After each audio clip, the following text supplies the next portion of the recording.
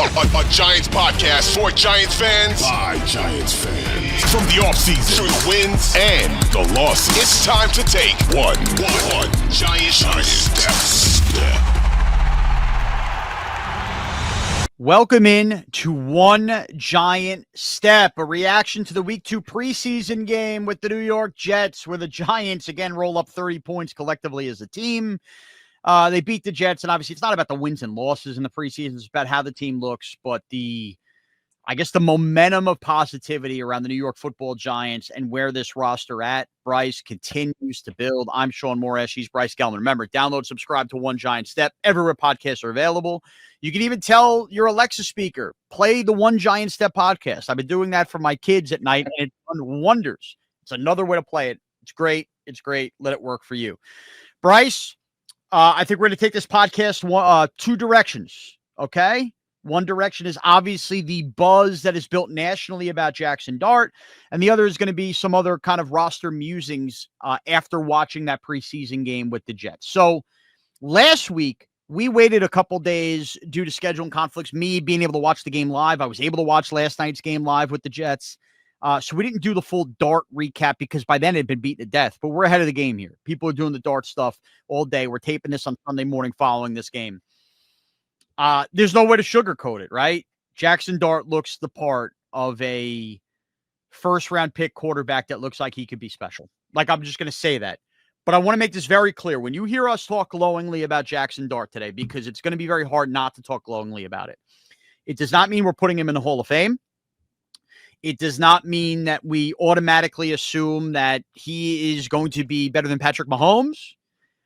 People make that faith, like that leap, and you're already seeing social media. Anybody who's like upset that Giant fans are happy, you're already getting a lot of that. Like, "Ooh, can we calm down? It's the preseason." Okay, well, all we can do is react to the preseason, and it's about more than the stats here with Jaxson Dart.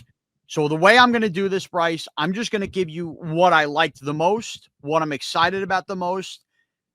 You can give me a little bit of reaction and then kind of give us your own thoughts on what the deal is here. First and foremost, I tweeted this morning after going through some and I thought it was very relevant in the postgame because I sat there last night when Jaxson Dart took his first snap in the game. He substituted in for Russell Wilson, and I said, "Oh, that's interesting. They're bringing Dart in off the bench," and I thought maybe it was like a way for the crowd to cheer for him. Right, it's his first time playing at MetLife Stadium. Let's let Russell Wilson start a drive and bring in Dart. That was my initial reaction. Like, well, that could be the reason, right? So Dart comes in, and Dart lets pressure come to him as he did all night and makes a sidewinding throw around the defender that lands in the arms of Theo Johnson. And this is where the Mahomes stuff came from last night because it was about arm angle, right? Like that's what we've been learning about Mahomes. What made Mahomes so special, we've seen some of it from Josh Allen, is throwing it to different arm angles. We haven't seen that as a Giant. What are you kidding me? So Dart does that, completes the pass at 30 yards, from there on with Theo Johnson. He then comes out of the game and allows Russell Wilson to go back in the game. Russell Wilson finishes his game out, and then we get the rest of the Jaxson Dart stuff with the couple touchdown drives, the throw to Montreal Washington for the second straight week over the middle, obviously the pass to Dulcich, and all the other run stuff, the screen pass game working. I just thought that idea of coming off the bench and his best throw of the night being like that, and then you hear in the postgame, Dart basically, not that he wasn't, because he clearly was prepared, but wasn't under the assumption he was going to do that for a start. Yeah. Brian Dable tested Jaxson Dart in real time. Are you ready at any time to come in and complete a throw? And the idea, newsflash behind that, is that right now Jameis Winston is listed as number 2 on the depth chart. And the thought was for Jaxson Dart to be listed number 2, you got to be ready in case of an emergency. So people thought he'd start the year as the number 3, Winston is the number 2, until he was more comfortable. Jaxson Dart just passed that test to be at worst the number 2 quarterback. That was a test from Brian Dable, and it ended up leading to an incredible throw. Then you get all the stuff that comes with it. Anybody knocking him saying, "Oh, all I see is a bunch of checkdowns." No. You're seeing a guy execute a screen game in the face of pressure and alleviating some offensive line issues, and he is waiting to take hits to make sure the throw is there. And it is no coincidence watching Jaxson Dart play that the New York Giants offensive line, whether it's the second string, the third string, and this bleeds up to the first string, is not surrendering sacks in the first 2 games because you have a quarterback with the knowledge of pressure and understanding. I think, to me, Bryce, above anything else, Those two things, coming off the bench and making that throw and the arm angle stuff, and the idea that he understands pressure from an O-line and how to figure out how to function in offense while an offensive line can be giving up pressure. Something, stop me, Giant fans, hearing this, that we saw none of from Daniel Jones, is why I am positive today on Jaxson Dart. It's impossible to hide the enthusiasm of the way he has looked, despite the defenses he's been playing. Let me just say this before I get to Dart. If this offensive line can continue to hold up like this, we should throw Carmen Brasillo a ticker tape parade down Manhattan. It doesn't matter who's in. It doesn't matter, what combination of guys are in. The offensive line has looked competent throughout these 2 preseason games, and I do understand they're not facing the best possible players on the opposing end. Quinnen Williams doesn't play. I don't think Jermaine Johnson played at all last night as well. Those are probably the 2 best defensive linemen on the Jets. Sure, but Andrew Thomas didn't play, and neither did Malik. No, I get that. I'm just saying I'm not using that as it doesn't matter who it is, because the Giants' second stringers, the Giants' third stringers against the Jets' second stringers, and the Jets' third stringers. These are equals, and they're holding up and then some. So I just wanted to get to that. I wanted to give Carmen Brasillo his flowers there. I think he's, obviously deserves a lot of credit there. But listen, Jaxson Dart, what more can you say? And I'm not trying to get ahead of myself, because there's obviously a lot of time left in his growth and his development. We are going to have the conversation of should he start week 1. It is going to happen. I do not want to do it today, but we will get to it at some point. I mean, we're not going to be doing preview podcasts for all these other, the one of the preseason game against the Patriots. We're not going to be doing that. But what we will do at some point before the season, I'm going to use my executive control as a producer and host of this podcast. We are going to have this conversation, not today. Jaxson Dart looked extremely competent yet again. He completes 14 of his 16 passes, only 2 incompletions. He looked the part. There's one moment that really stands out to me, and obviously, the sidearm throw when he came in for one play. I told my roommate, I'm like, Dart just made an amazing throw, and he's like, "What do you mean? Russell Wilson's in the game?" I'm like, "You missed it. Jaxson Dart was just in the game." He's like, "Wow." I'm like, "I don't know." And to your credit, yeah, I do see what happened there. I don't necessarily know if that was the one true test for him to now catapult himself into the backup quarterback position. I'm not saying that that's absolute, that's concrete, that's set in stone. I don't know. We'll see. But one play that stuck out to me, because there were so many different plays in which Jaxson Dart faced pressure. The one that I looked to, and it was an incompletion, but Bo Collins was running a route on the outside. He turns back shoulder. Jaxson Dart gets popped. The throw was right there.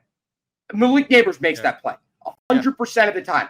And people out there want to say, they're trying to, they're trying to, rain down on a parade, essentially saying, why are you guys getting so hyped over Jaxson Dart? And again, I do understand it's early. It's 2 preseason games. There's a lot of time left. And again, like I said, in his growth and development, but he's throwing to second and third stringers. Like, people want to use the argument, oh, he's playing against the opposing team second. His own team are second and third stringers. His offensive line is second and third stringers. Do you see the guys he's throwing to? Greg Dulcich, Bo Collins, Montrell Washington, Lil Jordan Humphrey. Are these starters on contenders around the NFL? No. Are they starters on any team? Listen, Bo Collins, I think, deserves some playing time. That's another story for another day. That's another topic we can cover. But he is also playing with second and third stringers. That's a bad argument to make, and he's looking the part.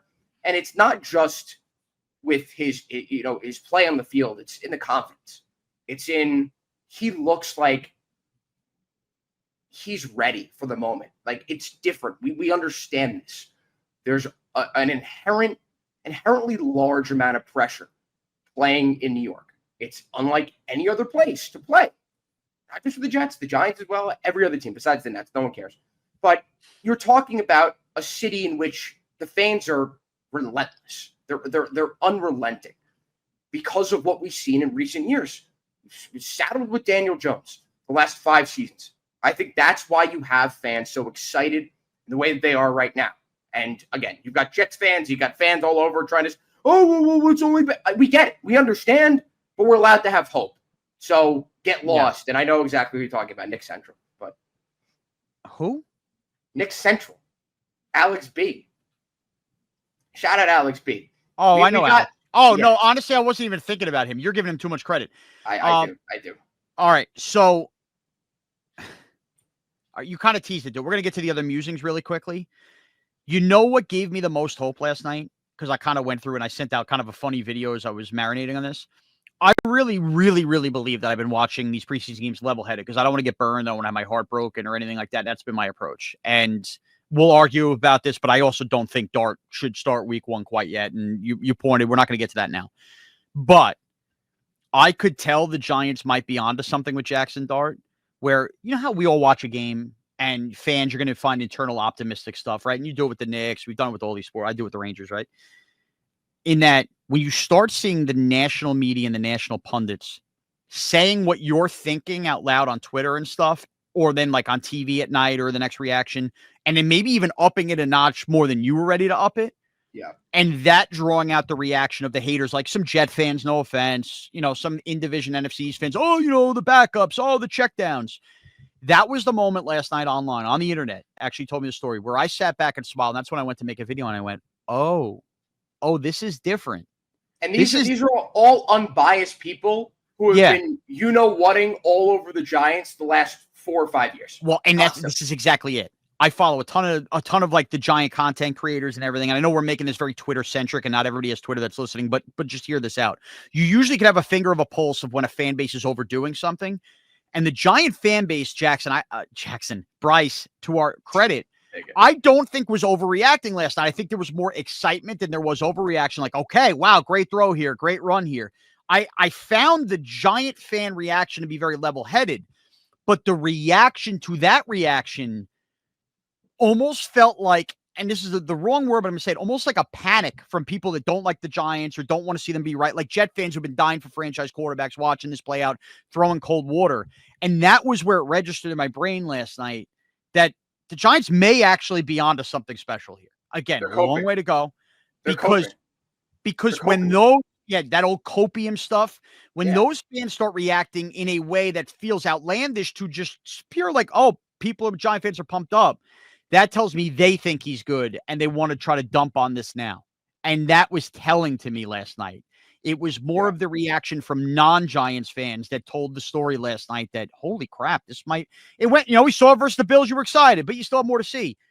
And Shaun, Saturday night told that story. Now, there's a certain level of relevancy that you need in order to accrue, like these types of reactions. The relevancy needs to be there for people to actually dedicate their own emotions and time to giving you what for it. So I just want to say that it's the relevancy. By the way, Bryce, we're going to say this out loud now. Could be a catchy way to tweet and headline this out on YouTube. Jets fans' reactions are the reason why you think Jaxson Dart will probably be special. Jet fans' negative reaction. You know what I mean? Catch those Jet fans. They're going to like that. Catch those Jet fans. They're going to like that. And I love Aaron Glenn. I think he's doing a good job there and all the discipline. All right. The other quick musings besides Jaxson Dart, kind of the unsexy stuff, but sexy stuff. Brian Daboll has already spoke Sunday morning. We're taping this right after this. Andrew Thomas, they're taking it day to day. I talked to Art Stapleton on the Fan last night. He seemed to think based on the limited practices they have this week leading into a Thursday game, it may not even make sense for them to activate Andrew Thomas off the PUP list. Because what's the difference? You're not going to get much practice time anyway, and then start next week, and that still would keep him on track to play week 1. So I'm not freaking out about that yet. But Marcus Bowe had another just tremendous game. This 5th-round rookie that everybody thought was going to be a 3rd-rounder falls to the 5th, the Giants' lap. He plays exclusively at left tackle, not right tackle, which I thought was interesting. Josh Azudu playing guard where he should have been from the beginning. And there's Marcus Bowe. He's just holding up, and playing well. Teams have hit on these 3rd-round, day 3 offensive line before. Many teams do. Actually, maybe the biggest problem with the Giants' O-line over the past few years is that they never hit on this. And what James Hudson, who I don't love, but, holding up in that first-team stuff tells me, dude, the Giants need to have Andrew Thomas play. I'm not downplaying it, but at the same time, damn, bro, I'm saying damn, bro. The Giants suddenly seem like they're in a better position than they have been when you're signing Hubbard off the street or Josh Azudu to handle a week or 2 of Andrew Thomas' absence, where it doesn't mean automatic loss. The Giants have depth. And ultimately, if Marcus Bowe proves to be a left tackle as well, that is a good protection insurance to find if Andrew Thomas's Liz Frank lingers. And if not, that's a guy who could become your starting right tackle midway through the year. If you need to kick Illuminor into guard, question whether to bring back Illuminor, fill that right guard void. Evan Neal, more on him in a second. But Marcus Bowe, I think, is a big, big takeaway again off of this Jet preseason game, Bryce. Looks like a bully. He looks like a bully. He's a monster amongst men, and that is a 5th-round rookie from Purdue. This isn't Alabama. This isn't the top-tier schools. And listen, Purdue is a Big Ten school. They play Big Ten opponents. They play Ohio State. They play Michigan. They play Wisconsin. Okay, I understand that. So he's got a certain level of competency coming to the NFL. But again, he's not a big-name guy like Evan Neal was. So it's been so long, Shaun. They haven't hit in the first round. They haven't hit in the second round. They haven't hit it all on any offensive lineman. And now for it to happen, knock on wood, on a guy that they selected on day 3 in the 5th round, wasn't this all leading to this? The Giants were due. The Giants were due. So I saw that. And another thing I want to get into is Evan Neal. He played, I think, 30 snaps I saw. Yeah, go ahead. Give us your thoughts on Neal, because I don't really have a big takeaway other than he was fine. I'm not overly excited. I'm not overly down. He's got to work on his footwork, and he just loses it so quickly. He got bullied on 2 or 3 run plays, and that's been kind of the issue which you've gotten at based on speaking to people at training camp. That's been his issue. He's not great in run blocking, but everyone improves. Everyone has a chance to. He finally got some reps here. He got bullied multiple times, or he's pushed back directly into the quarterback. That can't happen. He can't lose his footing that quickly. He's too big. He's got all the intangibles to not actually allow that to happen. So I thought that was somewhat concerning. But again, it's early. It was his first preseason action. I get that. I don't know if you wanted to cover this now, but I really liked what I saw from Roy Robertson Harris. And Shaun, I tweeted about this. Last week too. He's filling that void good as a run stuffer. Shaun, he's a top 3 most important Giant in 2025. I'm stunned that you're saying that, but it's actually not the worst take. 3. What are they going to do if he goes out? Who? Elijah Chapman? He's like 6'1", 250. Like, he's not enough. I saw Nick Filato put up a good Chapman rep. I didn't love Chapman's game. I'm with you, and Alexander's a long way to go. But that's a big key. And you didn't get Dexter Lawrence last night. I think the run defense will be fine with those. So I think that's a good nugget. I have 2 more for you. I know we're nearing the end here. Yeah. First and foremost, the Bo Collins stuff, getting first team reps, I think is great, but you saw the gift and the curse, right? He streaks down the field. Russell Wilson finds him, but then also he's the cause of the Russell Wilson pick as an undrafted free agent running the wrong way. They'll work on that, but hey, man, if you find something out of an undrafted free agent, I think that's great. Russell Wilson alongside the reason I'm not pushing for Jaxson Dart to start right away. You see it, right? If you have a good defense, shot plays down the field like the Giants didn't have, Russell Wilson is going to give you that with moonballs, gives the Giants a 7-0 lead that I know the game plays out differently if starters are in there the whole time and whatnot, but that is something where you could play from ahead that allows your pass rush to kind of tee off.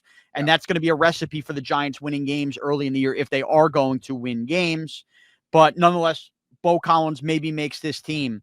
And tying into the Bo Collins thing, I saw Ryan Dunleavy tweet this. This is kind of my last takeaway.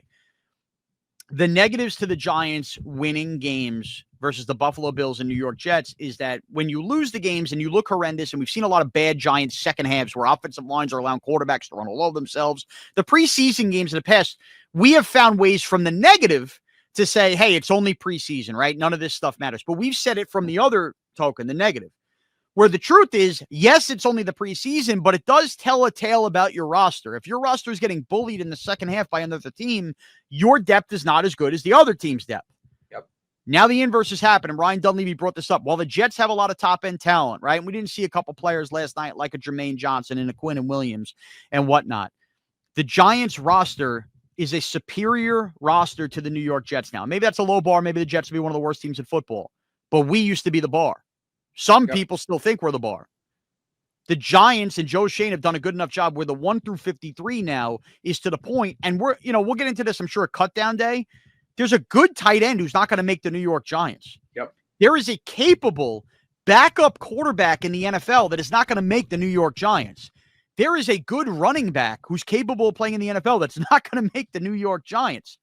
There's probably a safety like a Raheem Lane, who may not make the New York Giants and is going to end up on somebody else's roster. When was the last time the Giants left a preseason with 1, 2, 3, or dare I say 4 guys that are cut from a roster that are actually picked up by another team. Let that sink in. Yeah. That is how far the roster has come. Doesn't mean they're the Eagles. It doesn't mean they're the Chiefs. And it doesn't mean they won't end the season with 6 wins. But what it does mean is, for the first time in a long time, it's okay to look at these preseason games and go, damn, the team really built up some depth here. It means something. Like that. That's what, everything else is, I wouldn't say fake, but it is fake. Preseason, we don't know anything, but this is real. The depth is real. That's the one thing that could show in the preseason. The last thing I want to say is Cordell Flott needs to be the second cornerback. Deontay Banks didn't play. And I wanted to address one thing. I promised someone I'd do this on a YouTube comment that came back at me. He said, your comments on Banks, this is at TBirdman62. I know this wasn't prepared, but I told him I'd respond. Your comments on Banks are off base. Banks is a good number 2 cornerback. He sticks to his man, and not turning his head around is only an issue if he causes interference. Yeah. Turning his head around could result in a TD. It's just not his game. If he is reading the receiver's eyes and hands, he can still make the play. I like him. Just told you why he's not a good cornerback while claiming that he was a good cornerback. He can't play. He cannot be the second cornerback on this team. Cordell Flott listen, I'm not going to overreact to one play. He had a good pass breakup on Garrett Wilson. It's promising. It's promising. I don't know. Right. Obviously, we need to see more, but we do need to see more. I'll pause you on this. As much as I'm down on Banks, right? First round pick or anything. I actually think this has become a positive from what I've seen on this team. I talked about the idea Cordell Flott was a 3rd round pick picked at the age of 20. Probably came out a year too early. But him developing into a starting corner, and I've seen enough of the Flott growth. Everybody talks about practice. Every time he's on the field, you could see him make a play like he did on Saturday night. I think that Cordell Flott becoming the team's number 2 corner actually at this point has more to do with Cordell Flott and less to do with Deontay Banks. Fair. If that makes sense. I'm in agreement. And I think that while all the talk has been, and I understand you spent the 1st round pick on Deontay Banks, and I understand that was a Wink Martindale fit. I totally get it. And I understand that if he was great, maybe they don't sign Paulson Adebo. So it's not all positive about that. But I think the Giants also look at, man, a draft that everybody killed us for 3-4 years ago now with Flott as a 3rd rounder. This vision when you take a 20-year-old cornerback in the 3rd round is him becoming a starting cornerback on your team, and he is looking the part. His big thing is staying healthy. Prize. Yeah, consolation prize. Consolation prize is that you're missing on. That the investment you made on a 3rd rounder is now coming to fruition, and it's not just because Banks has been a disappointment. It's because Flott has shown immense growth and is now a pro body too. Like he was a kid. He's grown into a pro body. So I think that's a good thing. Look, Here's the deal now as we put a bow on it. We wanted to get this out. I'm headed for my final pre-football season vacation of the year before in the sports radio world, we all kind of get back together. The next Giants game is on Thursday night versus the Patriots. Long time between when we're taping this Sunday now to know who, what their plan is to play. It's going to be a lot of guys fighting for roster spots. Following that point, you might find out as early as Saturday some roster cut downs or whatnot. I can't promise at this moment I'm going to see that game live, depending on that's, a night on my vacation. Will I watch that game Friday? Will I watch that game Saturday? I don't know. This is why you download, subscribe to One Giant Step. Bryce wants to throw something out on his own. Something breaks, pops this week. I'm not going to hold it. He could do that. If he doesn't, hey, we got one out this week. We will be back at some point next week with final thoughts on the end of the preseason, overall thoughts on the roster, and the cut downs as well. We'll give you a nice meaty episode next week to put a bow on everything and then look ahead and take one giant step to the regular season. So at Bryce Gelman on Twitter, at Shaun Morash on Twitter. Giants fans, now's the time to join this podcast, right? We're excited for once, which is a good thing. Let's be excited together right here on One Giant Step. Take care, everyone.